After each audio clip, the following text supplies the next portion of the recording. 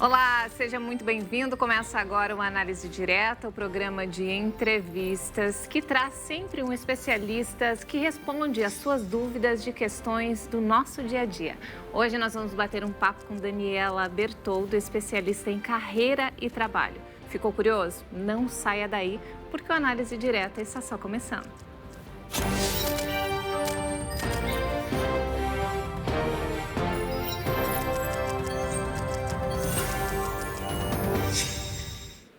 E seja muito bem-vindo ao programa Análise Direta. Aqui do meu lado, Daniela Bertoldo. Muito obrigada pela sua presença. Eu tenho certeza que nós vamos bater um papo aqui que vai agregar muito. Muito prazer, Juliana. Eu que agradeço. É uma honra estar aqui com você e também uma responsabilidade. Daniela, conta pra gente um pouquinho da sua história. A minha história, ela é a história de uma menina, né, que nasceu no interior de São Paulo, Ribeirão Preto, que sonhou em fazer carreira, fez carreira no mundo corporativo durante 25 anos e decidiu fazer uma transição de carreira para poder se dedicar a um propósito, que é ajudar outras mulheres em suas carreiras e também desenvolvendo a sua liderança. E hoje é exatamente isso que você faz, né, Daniela? É exatamente isso. Eu fundei o Instituto Bert. Hoje o Instituto Bert, ele tem como missão ajudar organizações e pessoas também a transformarem os seus negócios através da sua liderança. Daniela, por que a sobrecarga no trabalho pode ser tão prejudicial à saúde? Ela é muito prejudicial à saúde porque você não consegue ter a sua capacidade, o seu cognitivo em dia para poder tomar as melhores decisões. Hoje tem inúmeras pesquisas, inclusive em Harvard, que mostram que a falta de sono, ela impacta em até 66% do seu cognitivo. A má alimentação, ela impacta em até 33% do seu cognitivo. E a falta de atividade física impacta em até 27% do seu cognitivo. Ou seja, se você não tem uma qualidade de sono, se você não tem uma alimentação adequada, se você é sedentário, não faz atividade física, ele vem a sobrecarga. E com a sobrecarga, você não vai conseguir fazer escolhas conscientes e nem tomar as melhores decisões. E isso impacta a sua carreira, a sua vida pessoal, a sua vida profissional e também das pessoas que estão em torno. Porque não é só sobre a gente, né? É sobre o meio que nós estamos inseridos. Dani, mas como deixar o ambiente de trabalho menos propenso a isso, a essas doenças? O ambiente de trabalho, ele precisa ser um ambiente seguro para os seus colaboradores. Porque o que a gente percebe? Essa sobrecarga vem do colaborador querendo mostrar cada vez mais a sua competência, o seu valor para a empresa e o medo de ser demitido. Então, como ele vive essa pressão de ser demitido, ele acaba assumindo mais responsabilidades, ele acaba negligenciando a sua vida pessoal em prol disso. Então, eu acredito fortemente que as empresas, elas precisam ter políticas claras e mostrar para aquele colaborador que ele está num ambiente seguro e que ele pode produzir se cuidando. Porque se o colaborador, ele adoece, o que acontece? Ele se afasta. E hoje, o segundo maior custo de uma empresa é o plano de saúde, depois da folha de pagamento. Então, ele vai usar mais o plano de saúde, ele vai se afastar das suas atividades. A empresa vai perder aquela mão de obra e vai ter que repor outro no lugar. Então, essa sobrecarga, esse adoecimento, ele é prejudicial tanto para as organizações como para os colaboradores. E o que vem disso, antes de ter essa política, é você mostrar para o teu colaborador que ele está inserido num ambiente seguro e que ele pode sim se cuidar e que ele pode ter a tranquilidade de que ele vai ter o apoio da empresa. Eu não estou falando de competências, eu não estou falando de habilidades, eu estou falando em proporcionar um ambiente seguro para que o colaborador cuide da sua saúde. Mas, infelizmente, muitas empresas aqui no Brasil, elas acabam vendo o seu colaborador apenas como um número, né? Isso é um erro. É um equívoco, porque isso impacta fortemente no resultado da empresa. Custa caro contratar um colaborador, mas custa mais ainda demitir um colaborador. Então, quando as empresas começarem a perceber que isso é um custo alto, que você perde talentos, que você perde pessoas e que isso impacta na sustentabilidade da empresa, eu acho que a gente começa a ter um novo cenário dentro das organizações. E deixar de ser departamentalizado. Por quê? Porque grandes organizações, eles são compostos de departamentos. Então, o departamento do RH olha para o RH, o departamento de tecnologia olha para a tecnologia e a gente não olha para o todo. A gente precisa olhar para o todo e o quanto isso impacta o resultado. E muitas vezes existe uma rivalidade dentro da empresa mesmo, né? Com os próprios setores. E isso também é mais um fator de adoecimento. O alto nível de competitividade dentro das empresas, entre as pessoas, para se manterem naquele lugar. Isso é mais um fator de adoecimento. Então, eu acho que nós estamos caminhando, hoje o mercado fala muito do ESG, né, de políticas sustentáveis. Então, você percebe muitas instituições, como a ONU, como várias instituições, falando sobre essa sustentabilidade. E a sustentabilidade, ela não tem a ver só com o resultado, ela tem a ver com o processo de cuidar do colaborador para que ele fique saudável, para continuar entregando os resultados. Porque quando você perde um funcionário, um parceiro, um sócio, você não perde só aquele talento, você perde o conhecimento. Ele passou pela tua empresa. Ele entendeu quais são os seus valores. Você gastou para treiná-lo. Ele fez parte da tua história. Perder esse talento custa muito dinheiro para a empresa. Então, enxergar um colaborador só como um número é um erro que a gente está cometendo, porque a gente não está olhando para o todo. Nós estamos olhando única e exclusivamente para o número. E, Daniela, você que tem anos de experiências à frente de grandes empresas, você acha que a mulher tem que provar mais nesse mercado do que o homem? Tem que provar mais. E não é uma opinião da Daniela, apesar da Daniela ter vivido isso na pele durante 25 anos. Eu vivi isso na pele. Você é julgado o tempo inteiro, assim. Você é colocado à prova o tempo todo, você é julgada o tempo todo e, assim, culturalmente, a mulher, ela vem de uma criação diferente. Ela vem de uma criação onde ela precisa estar naquele lugar de cuidar de tudo e de todos. E ela demora mais para ascender na carreira, principalmente quando ela decide ter um cargo de liderança. Então, ela sempre vai estar alguns passos atrás do seu colega, que é um homem, que começou na carreira bem mais cedo, que não teve as responsabilidades domésticas e que pôde investir muito mais na empresa. E aí, quando ela vai para esse lugar de querer ser uma mulher com autoridade, com autonomia financeira, ela vai para o mundo corporativo, ela vai empreender, ela vai ser dona do seu negócio, ela tem que driblar todos os seus papéis. Porque ela é mãe, ela é esposa, ela é amiga, ela é dona de casa, mas ela é uma profissional. E tem que cuidar de tudo ao mesmo tempo. E qual é o maior desafio que nós fazemos isso, que é um instinto? Aí você vai para o mercado de trabalho e você acaba se sobrecarregando, Por quê? Porque você quer cuidar de tudo. Eu gosto muito de dar um exemplo, de dar alguns exemplos que eu vivenciei, que é a diferença entre a mulher e a diferença do homem quando ela está dentro dessa área de negócios. Se você está numa reunião de trabalho, você tem ali os seus pares, que são homens e mulheres.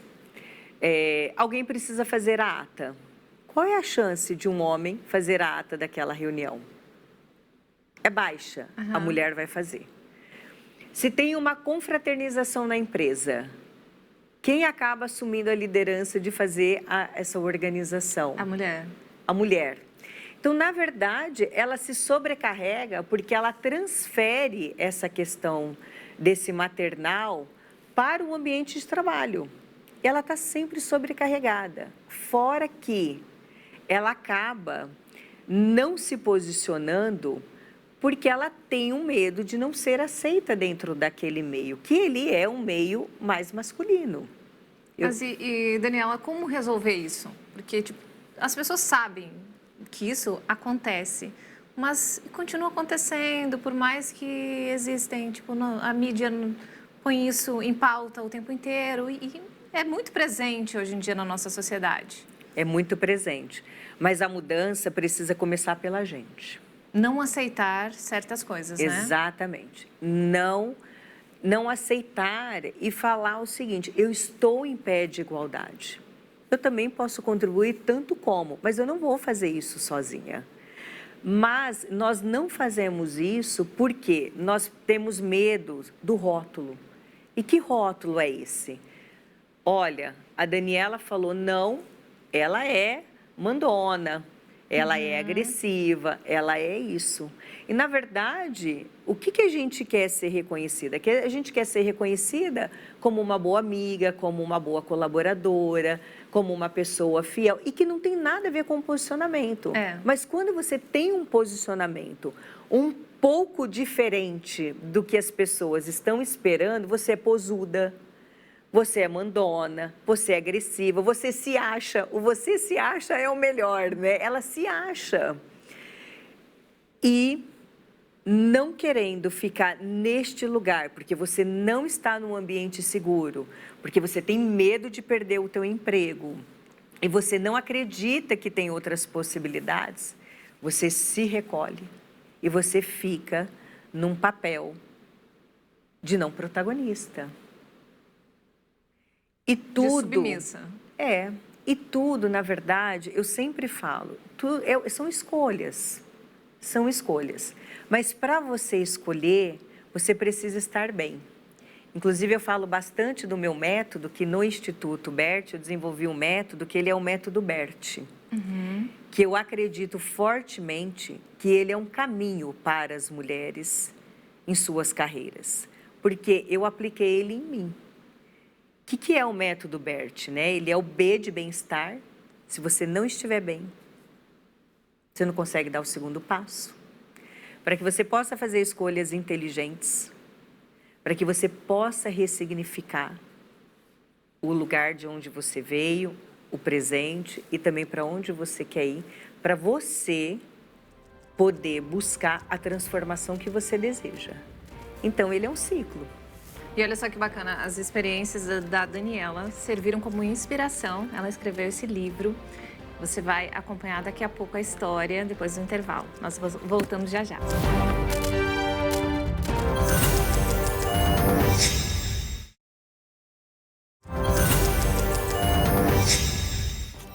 E nós estamos de volta com o programa Análise Direta, direto aqui dos estúdios da RIT TV de São Paulo, ao lado de Daniela Bertoldo. E agora sim, ela vai falar um pouquinho mais sobre esse livro e contar como que surgiu a ideia de escrever esse livro, Daniela.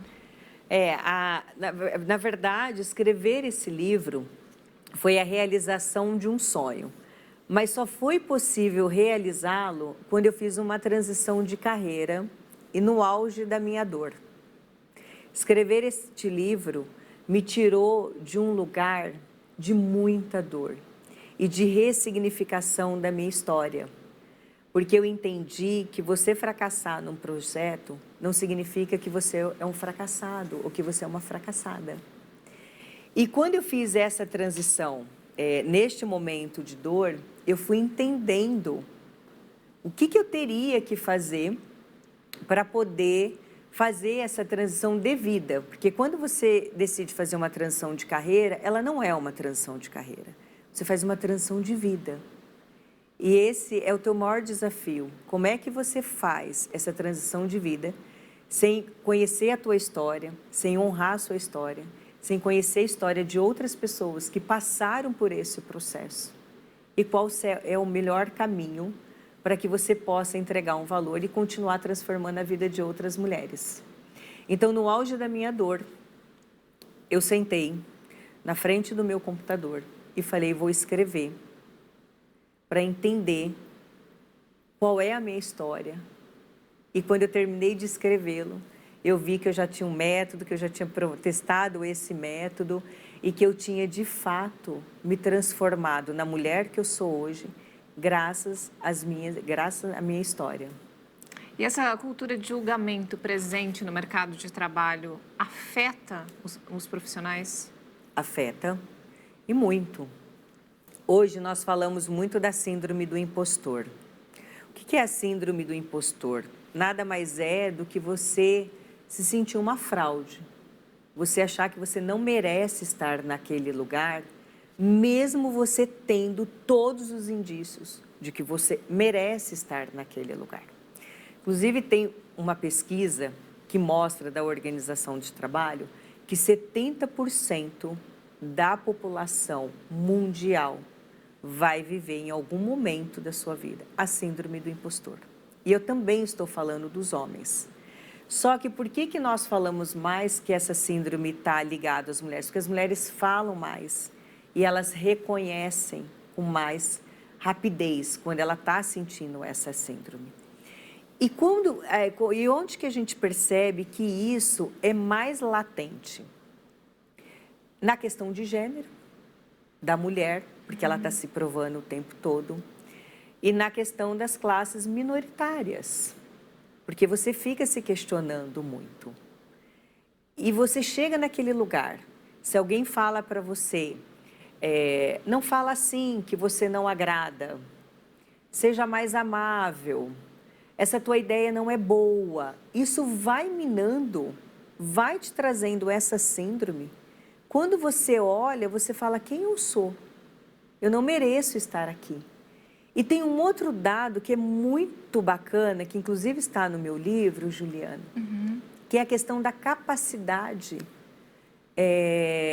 profissional das mulheres em termos de diploma, de qualificação, de capacitação. As mulheres, elas se qualificam 15% a mais do que os homens. Elas estudam mais, elas têm mais diplomas, elas entregam mais, elas sabem mais. E mesmo assim elas sofrem para chegar no topo e para se manter elas têm que provar muito mais. Exatamente. E aí no primeiro feedback que você tem de um par, de um chefe, de um gestor, você passa a duvidar da sua competência. E quando isso acontece, você fica vulnerável. E quando você fica vulnerável, você fica refém do meio. E você deixa de ser criativa. E você deixa de entregar o teu melhor. É exatamente o que acontece. Já aconteceu comigo várias vezes isso. Você não se sente capaz, né? Que a pessoa fica te julgando o tempo inteiro. Por tudo. Exato. E aí você se sente julgada. E é esse sentimento, quando você traz, que te deixa extremamente vulnerável. É uma questão cultural isso? É uma questão cultural. É uma questão cultural. Isso vem da sociedade, né? Da sociedade como um todo ou especificamente mais aqui no Brasil? Então, eu percebo, né, a minha experiência me mostra da sociedade como um todo. Por quê? Eu vou te dar um exemplo. Eu tenho um projeto social que chama Grandes Mulheres do Interior. A gente capacita essas mulheres em situações de vulnerabilidade, que não têm condições de pagar por uma mentoria, para que elas possam crescer na carreira.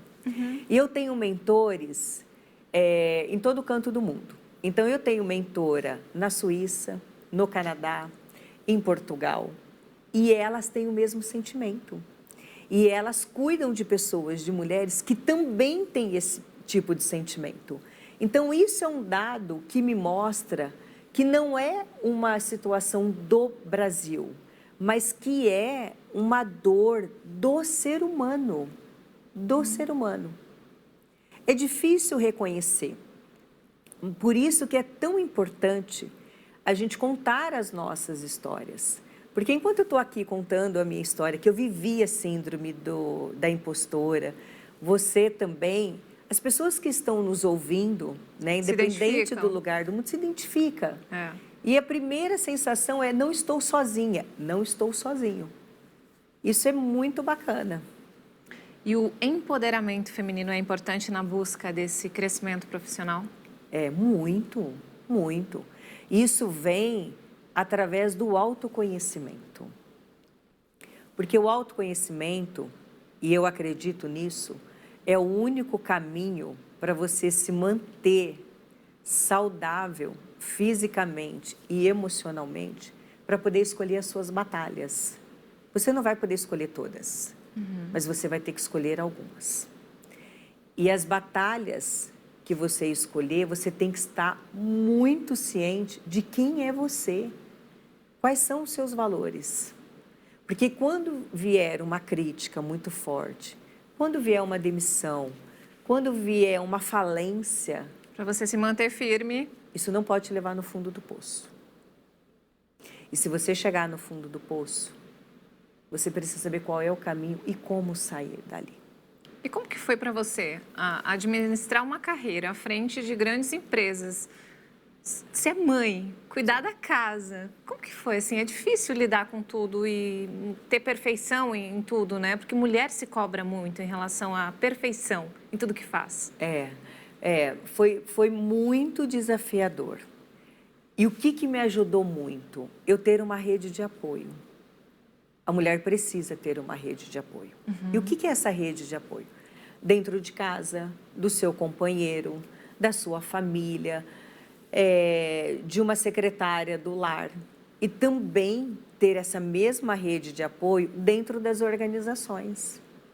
As organizações precisam entender que uma mulher que decide ter a carreira e investir na carreira, em algum momento o filho vai adoecer. Em algum momento ela vai precisar se ausentar.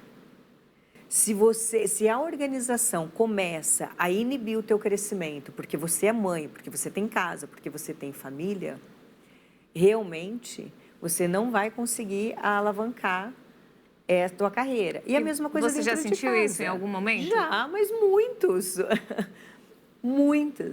Muitas vezes. Eu lembro de uma cena como se fosse hoje. Eu, no meio de uma reunião,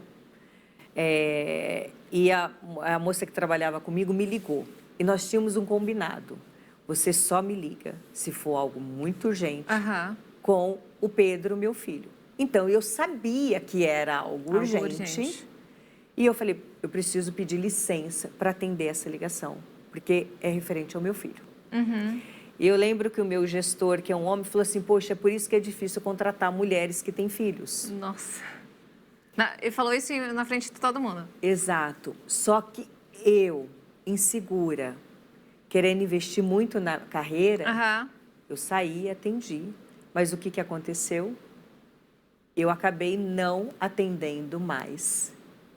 E eu negligenciei algumas áreas da minha vida pessoal em prol da empresa, em prol da carreira, para dizer o seguinte, eu vivo para a empresa.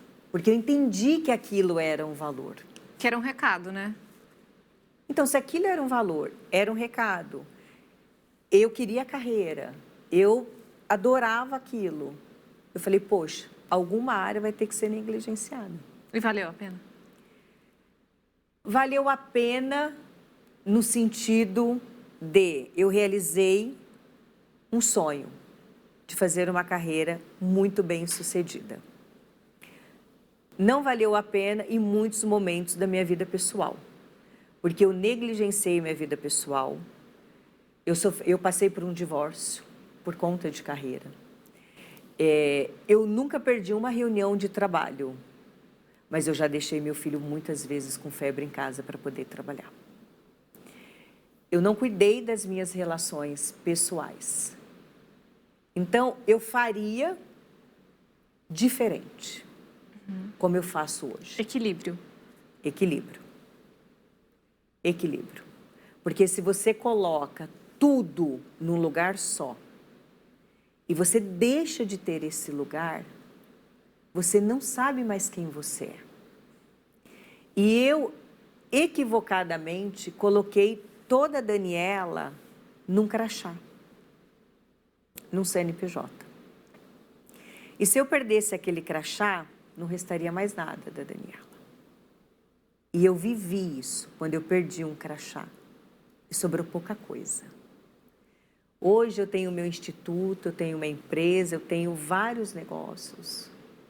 Só que se eu perder esse CNPJ, esse título, vai sobrar tudo da Daniela. Porque o seu negócio hoje é você, né? É. Então, assim, o que eu sempre falo, por experiência própria, é que você é um ser integrado.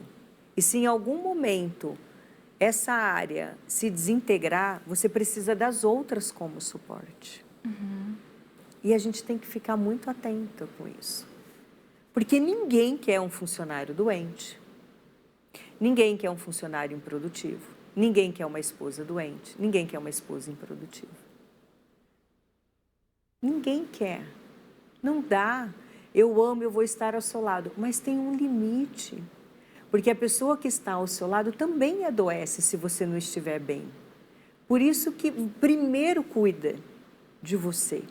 Para que você possa cuidar das pessoas que você ama. Para que você possa cuidar da sua carreira. Para que você possa cuidar de outras áreas da sua vida.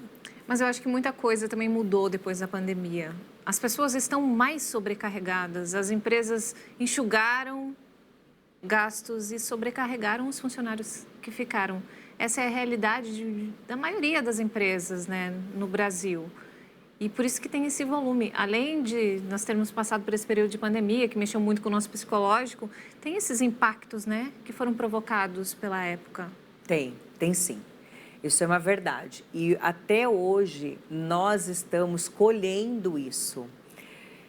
Mas sempre tem que ter um caminho. Porque se não tiver um caminho, nós estamos concordando que vai ser assim para sempre. E sempre tem um caminho. E o caminho é você ter prioridades. Não vai dar para fazer tudo. Não vai dar para agradar todo mundo. Então, você está sobrecarregado, é verdade. As empresas tiveram prejuízos gigantescos. E o que elas estão tentando fazer agora? Recuperar o prejuízo da pandemia, reduzindo o quadro de colaboradores, porque o maior custo hoje de uma empresa é a folha de pagamento. É a folha de pagamento, é o maior custo de uma empresa. Mas você, como colaborador, para continuar produtivo, acumulando funções, você tem que entender que você precisa dormir bem para não adoecer.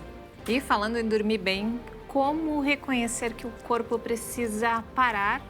E quais são os principais sintomas de sobrecarga no trabalho? É o que você vai descobrir daqui a pouco, depois do intervalo.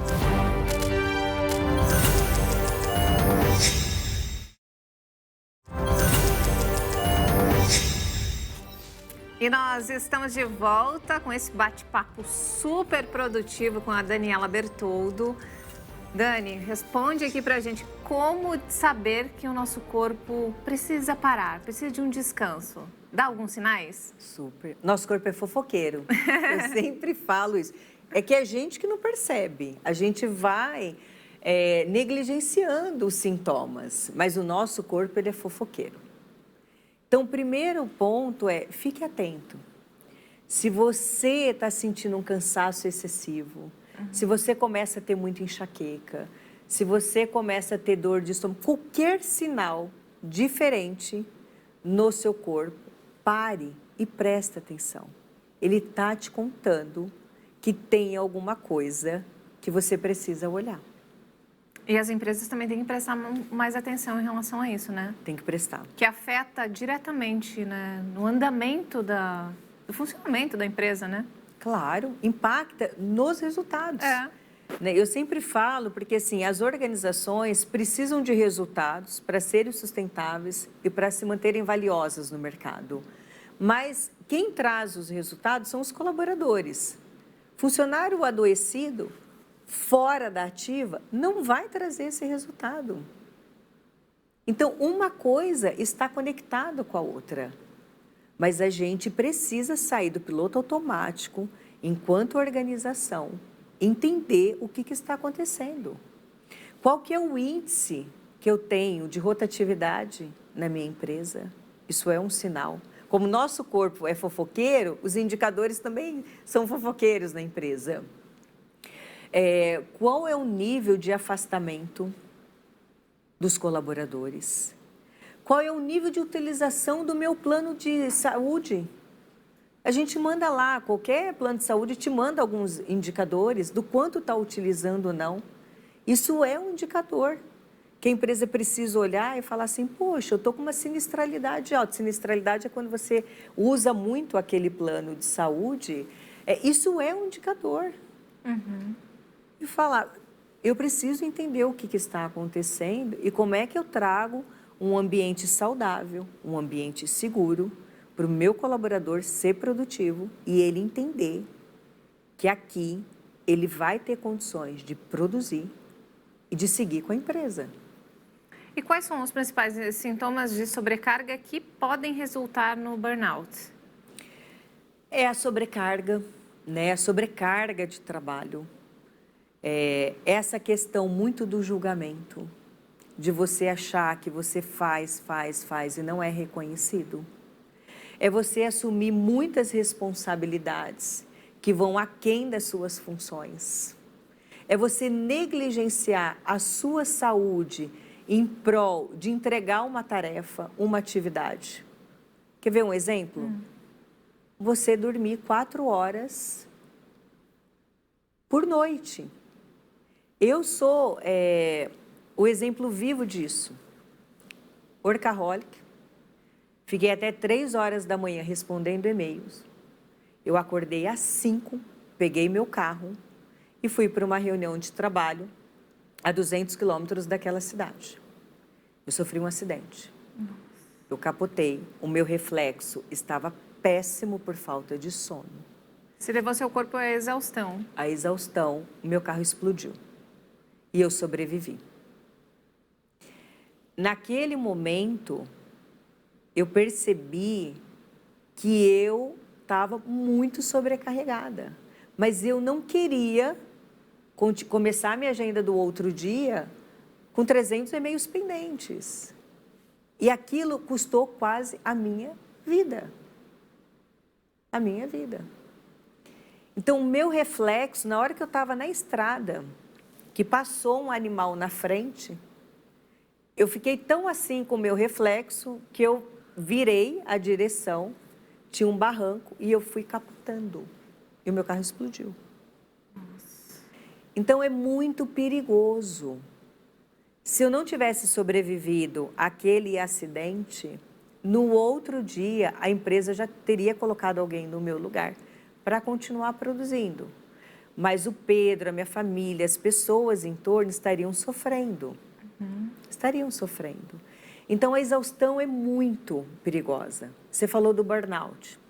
O burnout hoje é a doença que, inclusive, está sendo regulamentada como CID próprio. As novas doenças, As novas doenças, né, oriundas do trabalho, que tem a ver com exaustão, tem a ver com a sobrecarga e tem a ver com adoecimento. E é terrível, né? É eu já terrível. tive. Chega ao ponto de eu não conseguia encostar o crachá para entrar na catraca da empresa. Eu tremia muito. Exatamente. O seu corpo gritando, pedindo socorro, né? Socorro. E a gente, sabe o que a gente faz, né, com o nosso corpo quando ele dá esse sinal? Eu posso um pouco mais. Exato. Eu sou responsável, eu tenho que ir, a empresa conta comigo. E a gente vem não conseguindo passar o crachá, adoecida, até que um dia você tem um apagão.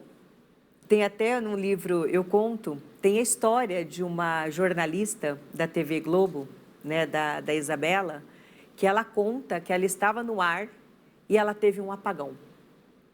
E ela foi levada para o hospital, ela foi diagnosticada com burnout. E hoje ela dá palestras de saúde mental, tudo. Mas ela teve um apagão. Então, provavelmente, para que ela pudesse ter esse apagão, ela já tinha ultrapassado todos os limites. Só que muitas vezes você acaba nem pedindo socorro, que você fica com medo de julgamento, né? Fica. Por isso do ambiente seguro nas empresas, que é uma bandeira que eu levanto. Você tem medo do julgamento, você tem medo de perder o seu emprego, você tem medo de perder o seu lugar. Sabe o que você faz? Você se negligencia e você ultrapassa os seus limites. Por isso que é tão importante as organizações criarem esse ambiente seguro. Eu acho que as multinacionais, elas têm uma visão bem diferente, né, das empresas nacionais. Elas têm um cuidado um pouco maior com o funcionário. Você não consegue ver isso? Elas têm. Por quê? Na minha opinião, né, pelo que eu vejo. Porque elas estão mais estruturadas. E tem uma área dentro das multinacionais que é a área de compliance, que é aquela área que regulamenta e que antecipa os riscos, principalmente reputacional, das empresas. Então, uma empresa multinacional que tem essa área de compliance, que tem processos regulatórios, que tem código de ética, tudo isso para cuidar da reputação da marca, da reputação da empresa, isso acaba se traduzindo em políticas que inclui os colaboradores, porque tem um risco reputacional dessa empresa. As empresas menores brasileiras, elas não são penalizadas, né, por governos. Por exemplo, uma empresa que é aberta na Bolsa, ela tem vários processos regulatórios que ela tem que tomar cuidado e que isso vem muito de pessoas. Mas empresas menores, como não tem que prestar conta para o mercado, não tem essas áreas estruturadas, acabam, de fato, negligenciando essa questão de pessoas mesmo. A gente percebe isso.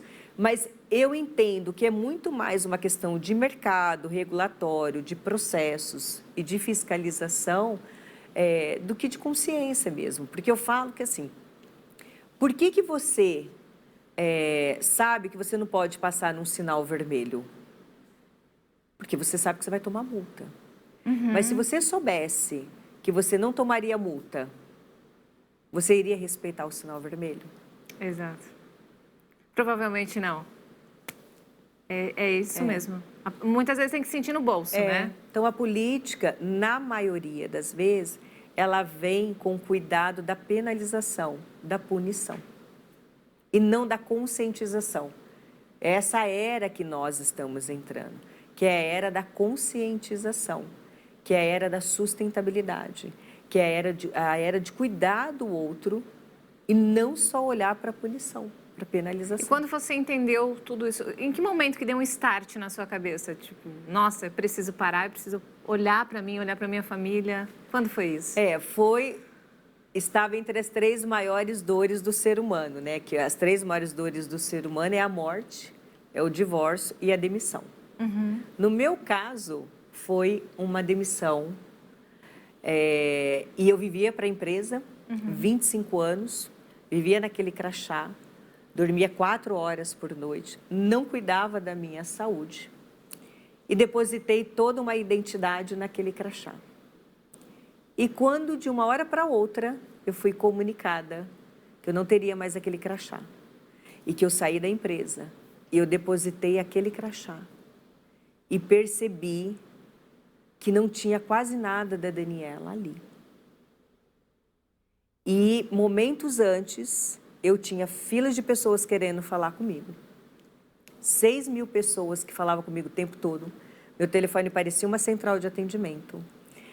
E eu me sentindo amada, me sentindo importante, me sentindo competente, não podia dormir, não podia fazer nada, porque tinha que dar atenção para todo mundo. Quando eu depositei meu crachá na catraca, eu recebi 3 ligações no outro dia, do meu filho, perguntando que horas eu chegaria em casa. Da minha mãe, perguntando se a gente poderia confirmar o café do sábado à tarde. e da moça que trabalha comigo, da minha secretária do lar, dizendo que eu tinha que fazer despesa. Ali eu vi que quando eu depositei um crachá... Você viu que aquilo não era a sua família, Não né? era.